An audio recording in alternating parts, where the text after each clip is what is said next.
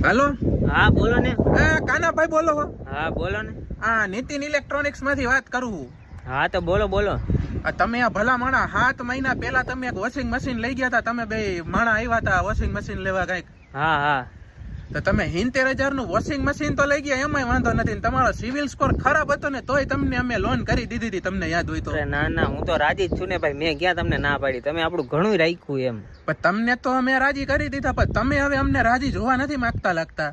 અરે ના ના, એવું કેમ વાત કરો છો તમે? તો 7 મહિના થયા, હજી તમે એક હપ્તો નથી ભર્યો ને તમને અમારો માણા ફોન કરે ને તો તમે ફોન કાપી નાખો ને 2 નંબર તો તમે મારા બ્લોકમાં નાખ્યા. અરે એમાં એવું હું ઈ તમારું વોશિંગ મશીન રહ્યું ને ગામડે પડ્યું હે ને અમે રાજકોટ રહેવા આવતા રહ્યા. પણ તમે ગામડે રહ્યો કે વોશિંગ મશીન ને ગામડે રાખો, મારો પ્રશ્ન નથી. તમે અત્યારે રાજકોટ હો ને તો અત્યારે મારા શોરૂમે આવો ને પૈસા દઈ જાવ. હાલો, હપ્તાની કાંઈ નથી કરવી રામાયણ મારે. એક કામ કરો તો હું તમને પરમદી હે ને આપી જાવ. એટલે આપણે ઈ કેટલા કઈક 45,000 જેવા બાકી હે ને. 45 ભાઈ 45